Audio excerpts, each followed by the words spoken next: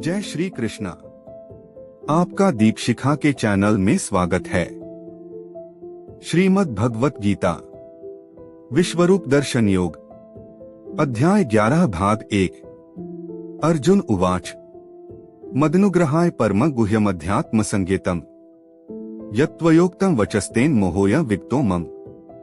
इसका भावार्थ है, अर्जुन ने कहा, आपने जिन अत्यंत गुह्य आध्यात्मिक विषयों का मुझे उपदेश दिया है उसे सुनकर अब मेरा मोह दूर हो गया है।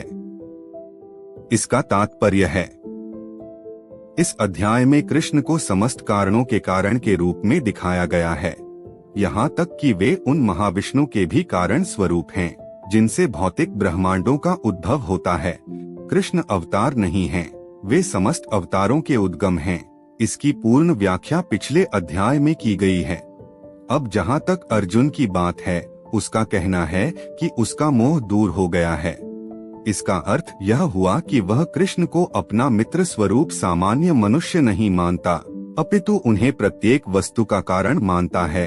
अर्जुन अत्यधिक प्रबुद्ध हो चुका है और उसे प्रसन्नता है कि उसे कृष्ण जैसा मित्र मिला है, किंतु अब वह यह सोचता है कि भले ही वह कृष्ण को हर एक वस्तु का कारण मान ले, किंतु दूसरे लोग नहीं मानेंगे।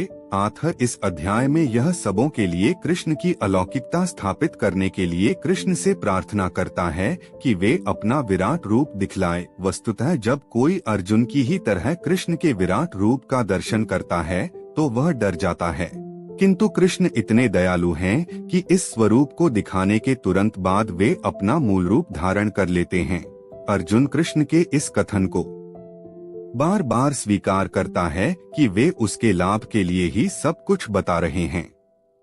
अर्जुन इसे स्वीकार करता है कि यह सब कृष्ण की कृपा से घटित हो रहा है। अब उसे पूरा विश्वास हो चुका है कि कृष्ण समस्त कारणों का कारण है और परमात्मा के रूप में प्रत्येक जीव के हृदय में विद्यमान है। भवाप्ययो हि भूताना श्रुतो विस्तर्शो मया त्वत्तः कमलपत्राक्ष महात्म्यम्पि चाव्ययम्। इसका भावार्थ है, हे कमलनयन, मैंने आपसे प्रत्येक जीव की उत्पत्ति तथा लय के विषय में विस्तार से सुना है और आपकी अक्षय महिमा का अनुभव किया है।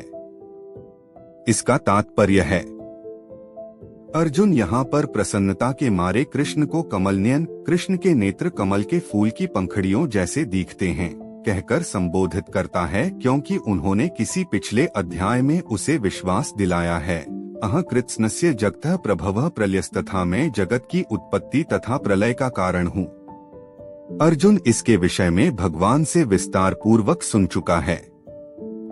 अर्जुन को यह भी ज्ञात है कि समस्त उत्पत्ति तथा प्रलय का कारण होने के अतिरिक्त वे इन सबसे पृथक असंग रहते हैं। जैसा कि भगवान ने 9वें अध्याय में कहा है कि वे सर्वव्यापी हैं, तो भी वे सर्वत्र स्वयं उपस्थित नहीं रहते।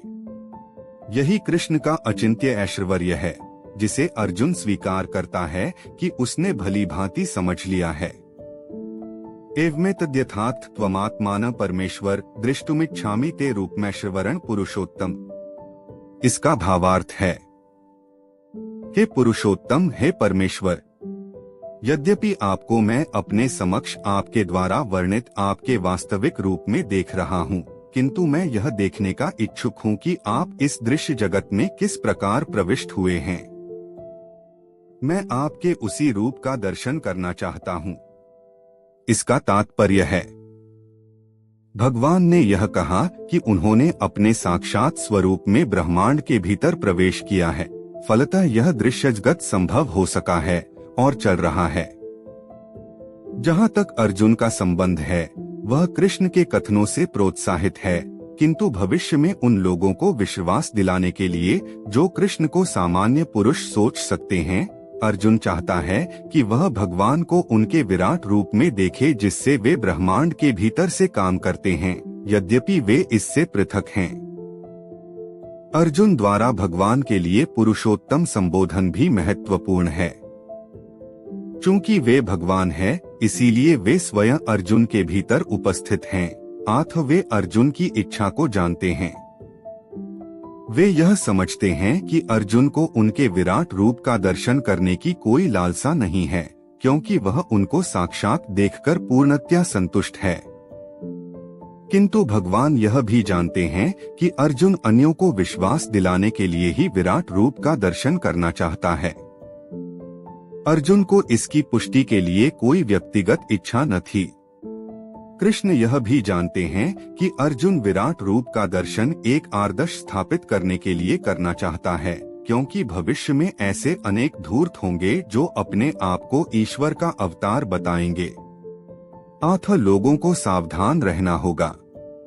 जो कोई अपने को कृष्ण कहेगा, उसे अपने दावे की पुष्टि के लिए विराट रूप दिखाने के लिए सन्नद्ध रहना होगा। गीता का अगला अध्याय सुनने के लिए चैनल को लाइक, शेयर और सब्सक्राइब जरूर करें। धन्यवाद।